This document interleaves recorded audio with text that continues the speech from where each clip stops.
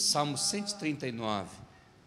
Glória a Jesus. Diz o texto, a epígrafe da leitura diz: a onipresença e a onipotência de Deus. Salmo de Davi para o cantor mor. Senhor, tu me sondaste e me conheces. Tu conheces o meu assentar e o meu levantar. De longe entendes o meu pensamento. Cercas o meu andar e o meu deitar, e conhece todos os meus caminhos. Sem que haja uma palavra na minha língua, eis que, ó Senhor, tudo conheces. Tu me cercaste em volta e puseste sobre mim a tua mão. Tal ciência é para mim maravilhosíssima, tão alta que não posso atingir. Para onde me irei do teu espírito? Ou para onde fugirei da tua face? Se subir ao céu, tu aí estás. Se fizer no Seol a minha cama, eis que tu estás ali também. Se tomar as asas da alva e se habitar nas extremidades do mar, até ali a tua mão me guiará e a tua destra me susterá. Se disser de certo que as trevas me encobrirão, então a noite será luz à roda de mim. Nem ainda as trevas me escondem de ti, mas a noite resplandece como o dia. As trevas e a luz são para ti a mesma coisa. Pois possuíste o meu interior, enteteceste-me no ventre de minha mãe. Eu te louvarei porque de um modo terrível e tão maravilhoso fui formado. Maravilhosas são as tuas obras, e a minha alma sabe muito bem. Os meus ossos não te foram encobertos, quando no oculto fui formado, entretecido como nas profundezas da terra. Os teus olhos viram o meu corpo ainda informe, e no teu livro todas estas coisas foram escritas, as quais iam sendo dia a dia formadas, quando ainda nenhuma delas havia. E quão preciosos são para mim, ó Deus, os teus pensamentos, quão grande é a soma deles. Se os contasse, seriam em maior número do que a areia. Quando acordado, ainda estou contigo. Ó Deus, tu matarás de certo o ímpio?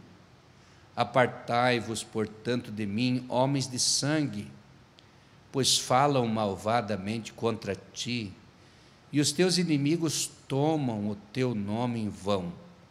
Não aborreço eu, ó Senhor, aqueles que te aborrecem, e não me aflijo por causa dos que se levantam contra ti? Aborreço-os com ódio completo, tenho-os por inimigos. Sonda-me, ó Deus, e conhece o meu coração. Prova-me e conhece os meus pensamentos. E vê se há em mim algum caminho mau, e guia-me pelo caminho eterno. Amados, quase que não precisa comentar de salmo, de tão completo que é a sua narrativa, clara e esclarecedora. Quando nós olhamos para esse salmo e lemos, prestando atenção nele, nós entendemos que, quando os teólogos leem esse salmo, é uma aula magnífica e profunda, com pontos importantíssimos, onde se apresentam doutrinas fundamentais e atributos divinos, que nós vamos citar aqui, atributos divinos e atributos morais de Deus. Mas quando os pregadores motivacionais pregam e leem esse salmo, também é, na verdade, um prato cheio para ministrações de motivação para todos nós. E para nós que lemos esse salmo, é um alimento para a nossa alma. Faz com que a gente se alegre, sinta paz, segurança e procure entender Deus. E, acima de tudo, quando lemos esse salmo, nós entendemos que para nós é uma revelação direta de Deus, que vem para nos esclarecer, em primeiro lugar, quem Ele é. Em segundo lugar, quem nós somos. E em terceiro lugar, os detalhes da vida, como Deus observa, cuida e dá os mínimos detalhes para uma vida. Quando lemos para esse salmo, nós vemos o salmista, parece a princípio que é num momento que ele está muito nervoso e depois ele se acalma e se quebranta. Porque para escrever o salmo ele tinha uma motivação. E parece que nesse contexto ele não estava muito calmo, estava nervoso. Davi era um homem equilibrado, mas era um homem de muita guerra, um homem valente. Um homem que, quando ia para as batalhas, ia com uma determinação tão grande, disposto a morrer pelo nome do Senhor Jeová. Mas, na maioria das vezes, ele foi vencedor, porque as guerras de Davi não eram as guerras normais, era fora do normal, porque não era normal um homem com uma funda matar um gigante daquele tamanho, preparado para enfrentar um exército e desafiar um exército. Não era normal o Davi pegar um leão e rasgar pelo meio com as suas próprias mãos, ou matar o leão. Que rasgou foi Sansão, mas ele matou o leão. Lá diz que era um leão jovem que o Sansão matou, e ficou famoso contando a história. Mas o Davi provavelmente matou um leão adulto, que era o predador das ovelhas, e nem falou nada para ninguém. Não era normal um homem, um mocinho cuidando do rebanho de ovelha, matar um lobo voraz, que veio para destruir as ovelhas. Então ele tinha os seus impulsos, mas eram impulsos bem determinados, impulsos pensados, porque ele tinha uma direção. Era tão forte a direção do Davi que ele não errava uma pedrada.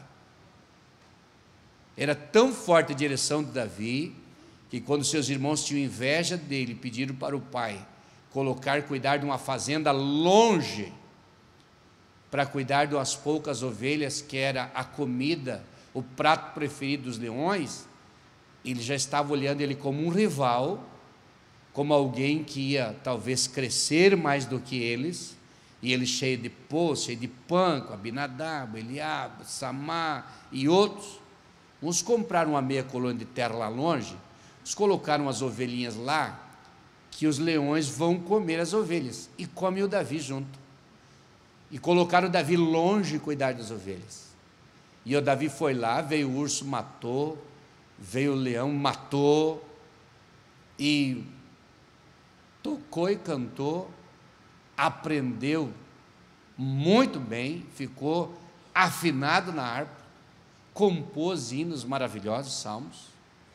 Davi fez coisas divinas, e teve uma coisa: ficou conhecendo Deus bem de perto, porque ao sentar-se nos troncos das árvores, ou naqueles locais, observando as suas ovelhas, ele olhava a imensidão de Deus, ele olhava para os céus e ele se entregava para o Deus que ele servia e adorava, e ele via a grandeza de Deus. E agora aqui, ele estava motivado por uma razão. Esse aqui é um cântico, é uma melodia, é uma música judaica, um hino judaico que eles cantam, mas também é uma oração. Davi cantava orando, orava cantando, mas ficou como um dos cânticos do rei Davi. E a motivação de escrever o salmo está no versículo de número 19 ao 22. Parece que tem que inverter o salmo para poder entender o lado teológico e espiritual também do salmo. Veja no verso 19 que diz: ó Deus, tu matarás de certo o ímpio, Apartai-vos, portanto, de mim, homens de sangue, pois falam malvadamente contra ti. Os teus inimigos tomam o teu nome em vão. Não aborreço eu, ó Senhor, aqueles que te aborrecem? Não me aflijo por causa daqueles que se levantam contra ti? Aborreço com ódio completo e tenho-os por inimigo. Davi estava no estado de resolver grandes problemas, e a motivação dele orar, a motivação dele cantar, a motivação dele estar diante do Senhor, em primeiro lugar, era um grande combate, um combate contra aqueles que odiavam Deus, contra aqueles que eram contra a sua palavra e contra os seus servos. E Davi disse: eu não os tenho como amigo, eu os tenho como inimigo, como inimigos. O Senhor os destruirá, o Senhor matarás, o Senhor vai eliminar essa gente que te persegue, que fala mal de ti, que blasfemam de ti. Eu os aborreço, e aborreço de verdade, e não os tenho como amigos. Era essa motivação que o Davi teve para este salmo, para esta oração, para este clamor. E ele vai, daí você começa lá no versículo 1 até o versículo 6, e vai achar já um ponto muito forte na teologia, que é um ponto doutrinário. Do versículo 1 ao 6, ele começa a descobrir e a revelar nas palavras quem é o nosso grande Deus, na sua onisciência. Veja o que diz do verso 1 ao 6. Senhor, tu me sondaste e me conheces, tu conheces o meu assentar e o meu levantar, de longe entendes o meu pensamento, cercas o meu andar e o meu deitar, e conhece todos os meus caminhos, sem que haja uma palavra na minha língua. Eis que, ó Senhor, tudo conheces.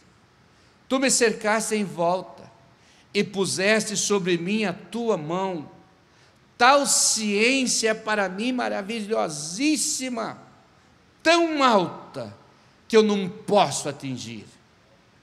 Ele começa a entender a profundidade da sabedoria, da ciência divina, e viu que fugiu do seu alcance. E ele chega numa conclusão: Deus é onisciente.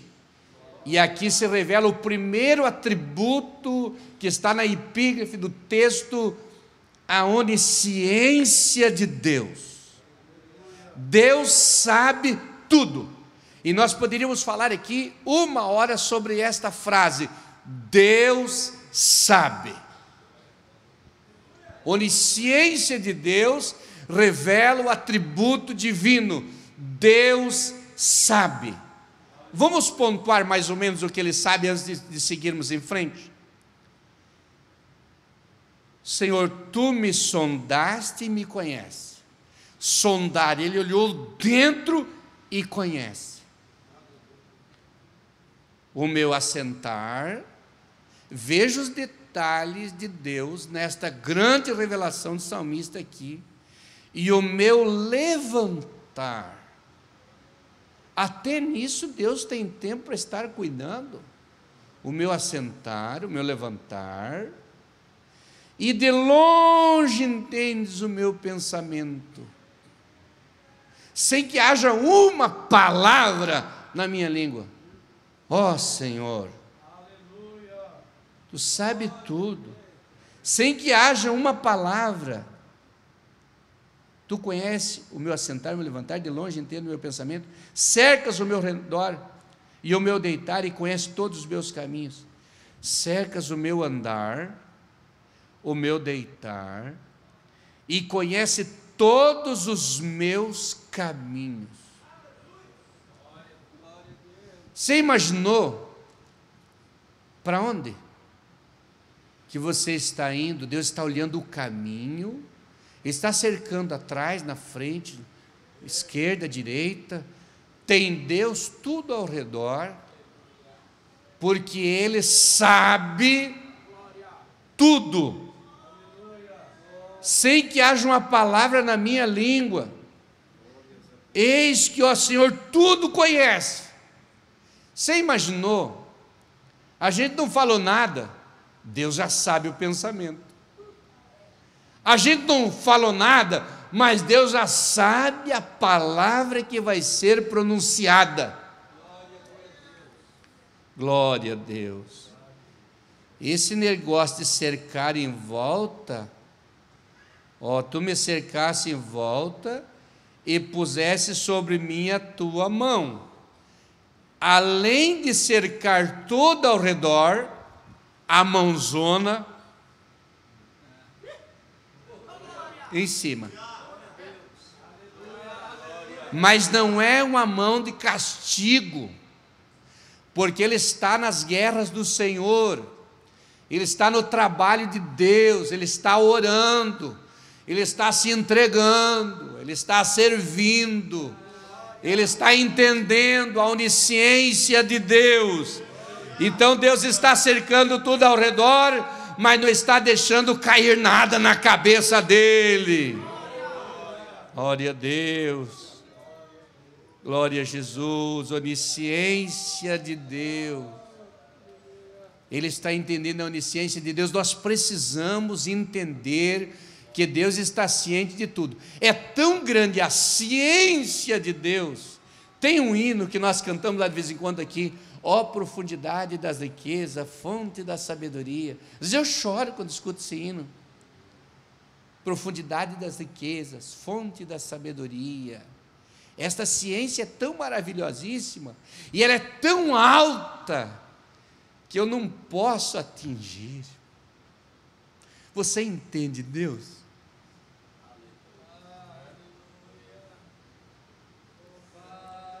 A gente vai pensando e foge na imaginação e viaja na imaginação e vai pensando nos céus, em anjos, em trono, e vai desenhando na vida da gente, no dia a dia da gente, quem é esse Deus. Ele sabe tudo. A gente pensa, vou fechar os olhos. A criança, quando ela quer se esconder, ela fecha os olhinhos para pensar que está no escuro. Tem gente que é como criança, ele simplesmente fechou os olhos para as coisas, mas ele não está no escuro, ele está no claro, ele está cercado por Deus. Eu quero que você saia daqui hoje acreditando que você está cercado por Deus, ao redor e a mão em cima. Que é a mão de Deus sobre a sua cabeça, não cairá nada em cima de você. Um dia o meu salmista disse: ainda que o exército me cercasse. No outro texto diz assim: se 1000 caírem ao teu lado e 10.000 à tua direita, tu não serás atingido. Somente com os teus olhos olharás e verás a recompensa dos ímpios. Só vai ficar olhando, porque esta guerra é daquele que sabe tudo. Convém continuar falando que ele sabe das armadilhas que o diabo fez para você, ele já está desmanchando. Ele sabe das setas malignas que estão nas flechas de Satanás, ele já está desfazendo. Ele sabe do veneno, da tentação, ele sabe, mas ele já está resolvendo isso aí. Ele sabe das artimanhas de Satanás, das armas de Satanás, do poder bélico infernal, e ele já está destruindo. E o Paulo disse: porque as armas da nossa milícia, exército, não são carnais, mas sim poderosas em Deus, para a destruição das fortalezas. No outro salmista diz assim: com o Senhor eu pulo a muralha. Você imaginou o tamanho de uma muralha? Um soldadinho vir correndo lá e pular uma muralha? Mas ele disse: com o Senhor eu pulo a muralha. Com o Senhor eu pulo por cima das labaredas de fogo. Nenhuma dessas loucuras nós ousaria fazer, mas com o Senhor, não só pular a muralha e saltar as labaredas, mas entrar na fornalha como os 3 jovens. Entrou na fornalha um, outro, entraram os 3. Cheio de promessa negativa. O diabo é assim, cheio de mensagem negativa. Vão torrar, ou eles obedecem ou serão mortos. Não, no nome do nosso Deus, que sabia do propósito, que sabia da determinação, que sabia da convicção daqueles 3 moços. Glória a Deus. Ele os segurou. Nem cheiro de fumaça na roupa, nem os chapéus não queimou, que provavelmente era de palha, nem as cordas queimaram. Mas quando os outros foram, não tinham chegado no fundo da fornalha, as labaredas lamberam e destruíram. Mas é com o Senhor. Glória a Deus. Tu me conheces, tu me cercaste em volta e puseste sobre mim a tua mão. E eu não entendi mais nada, porque depois que colocou a mão e me cercou tudo ao redor, eu estou vulnerável ao Senhor. Não entendi mais nada, porque é uma ciência tão grande e é tão maravilhosa que eu não posso compreender. Mas como disse o profeta, tu sabes. Tu sabes tudo, Senhor. E o Pedro lá chorando, tu sabes, Senhor. Jesus conversa mais um pouco, tu sabes tudo, Senhor. Essa é a sabedoria da onisciência de Deus. Quando você continua entendendo o Salmo 139, tu vai para o verso 7 ao 12, onde está revelada a onipresença de Deus. Veja o verso 7, até o verso 12, está revelado o segundo atributo de Deus. Para onde me irei do teu espírito? Para onde eu fugirei da tua face? Se subir aos céus, tu estás aí.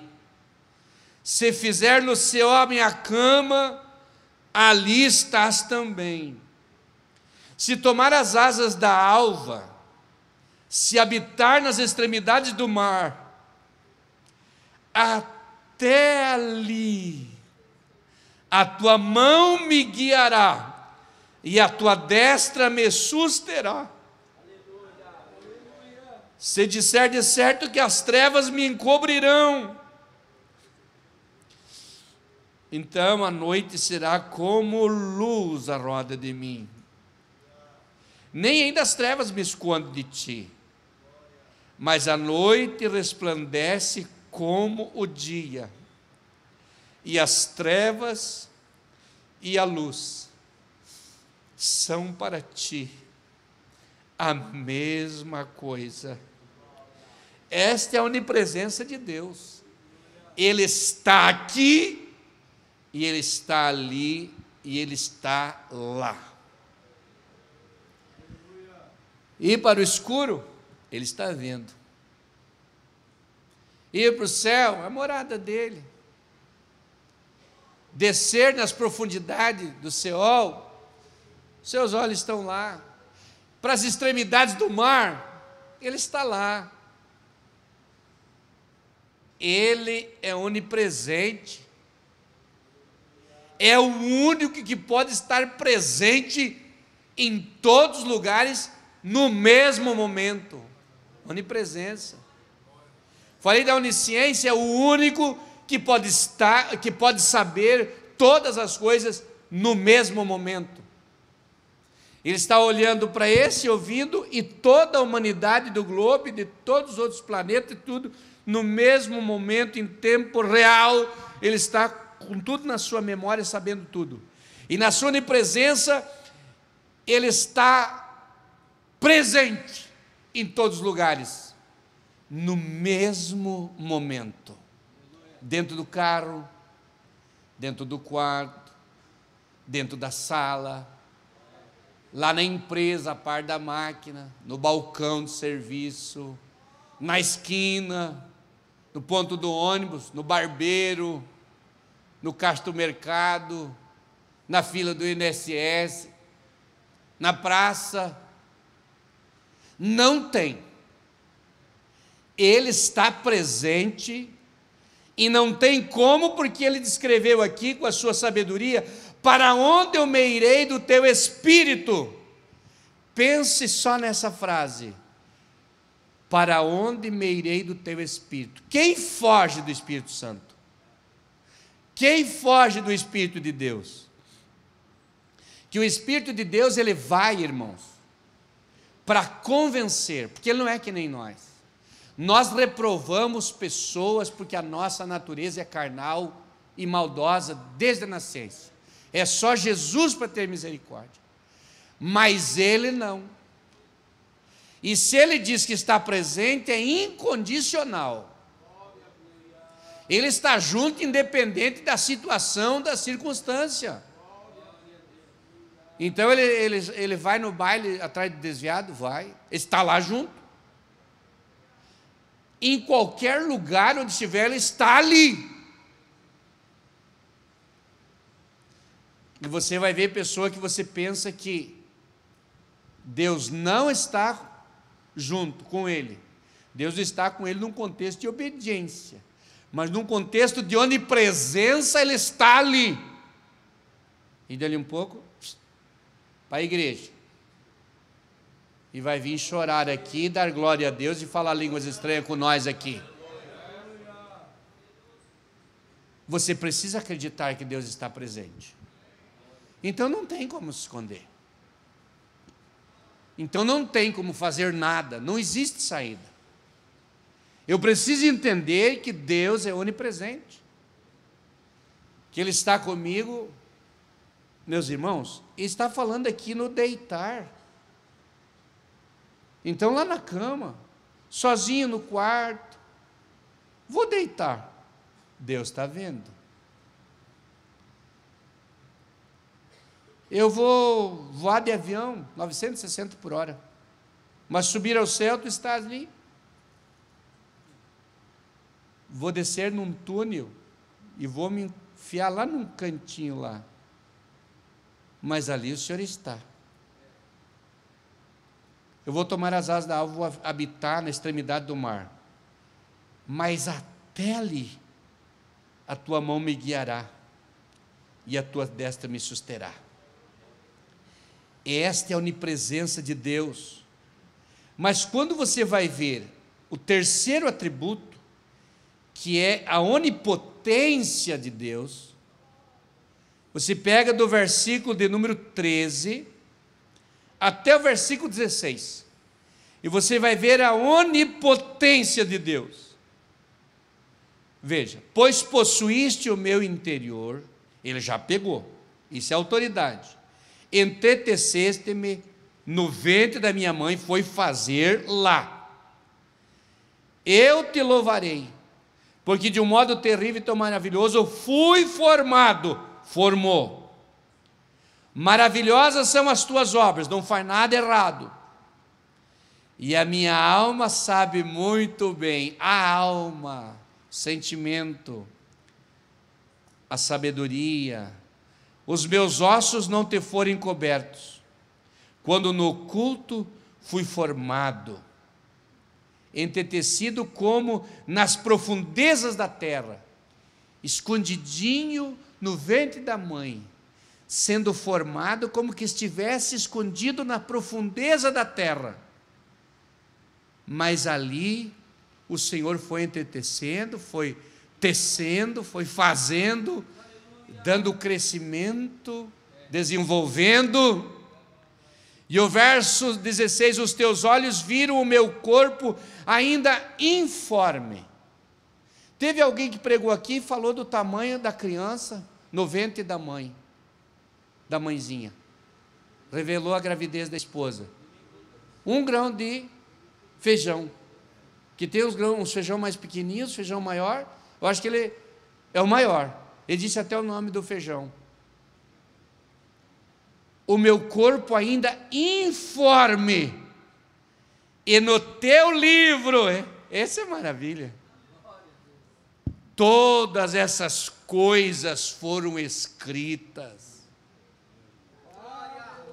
as quais iam sendo dia a dia formadas, quando nenhuma delas havia, quando não havia unha, quando não havia pálpebra, quando não havia cabelo, quando não havia alguns órgãos do corpo, quando faltava um monte de coisa.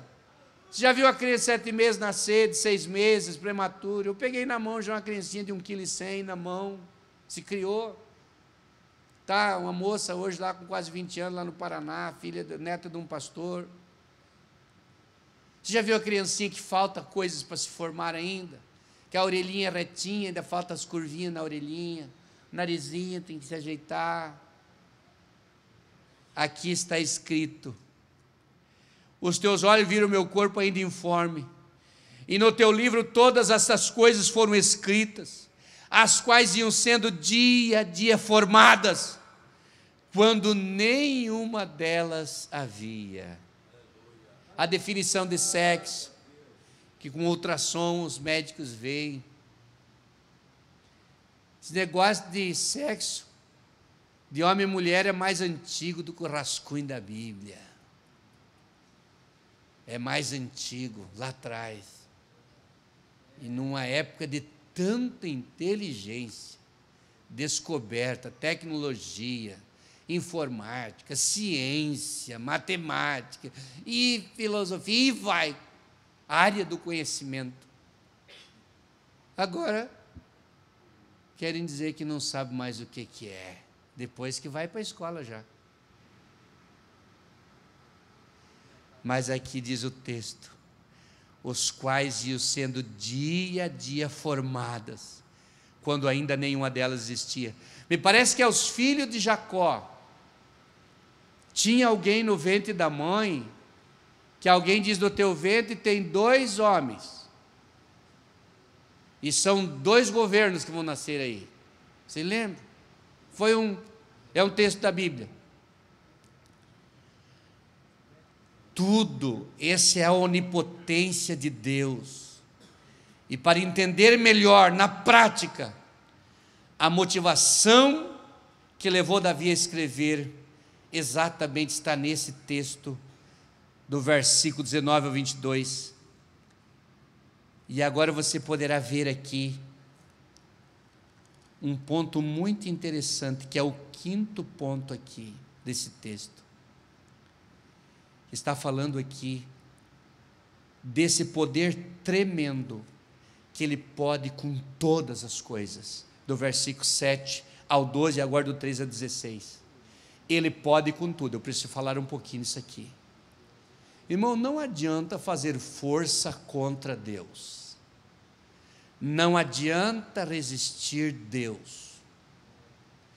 Paulo resistiu Deus e foi atacado no caminho de Damasco por uma luz divina, e Deus determinou: pare ali, e parou ali. Quando Deus diz, acontece, porque Ele tem todo o poder nos céus e na terra. Quando Nabucodonosor não ouviu o conselho de Daniel, Daniel chegou com tanta meiguice, com humildade, e disse: rei, aceita o meu conselho, mude de ideia e comece a fazer assim, assim, assim, transforma essas coisas, muda de ideia. E o rei endureceu o coração. Deus determinou, e logo vem a sentença: passado de ti foi o teu reino, e será tirado dentre os homens, e será colocado lá no campo, e viverá com os animais, por um período de tempo, ou 7 tempos, os pelos vão se criar como as penas das águias, até que reconheça que existe um Deus dos céus, que tem domínio sobre o poder dos homens. Está determinado, e foi.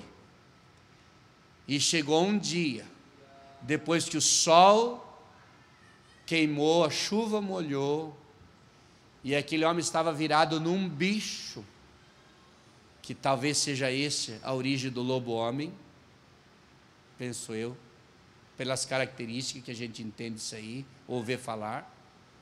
E diz a Bíblia que ele ergueu a cabeça e começou a entender, veio o entendimento,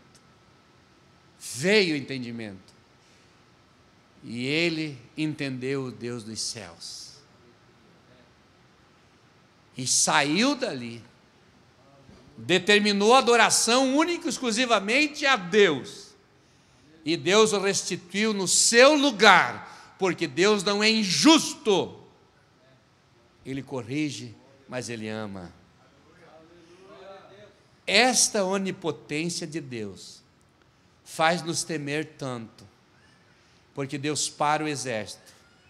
Deus mandou o povo de Israel ir, e não tinha estrada, mas eu mandei ir, e se vocês forem, a estrada eu faço. Uma determinação, chegar no mar, não tinha que passar. Levanta o cajado de Moisés. E ele levantou e travou tudo, e abriu uma pista tão larga, que toda a multidão, vagarosamente, mulheres, homens, crianças, cabritos, ovelhas, o que eles puderam trazer, que não ficou nenhuma unha no Egito, e as bagagens todas, os carros todos, devagarinho. Provavelmente a criançada gostar da areia, muro de água dos dois lados, brincando por ali, já querendo se enrolar por ali, e começou a ir mais devagar. Deus foi lá e atrasou o exército do inimigo pelo seu poder. E eles insistiram, ele complicou a roda dos carros.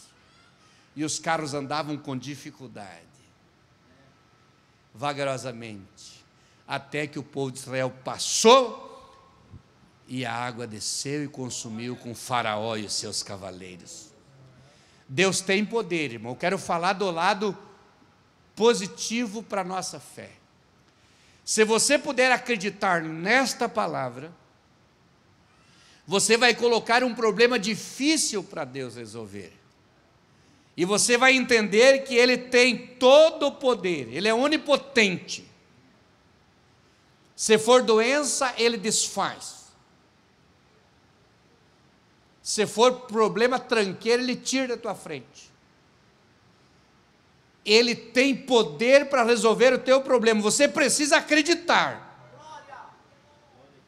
Porque se você não acredita na onipotência de Deus, vai viver a vida inteira perdoado, sem soltar o fardo, pensando que o pecado está em você.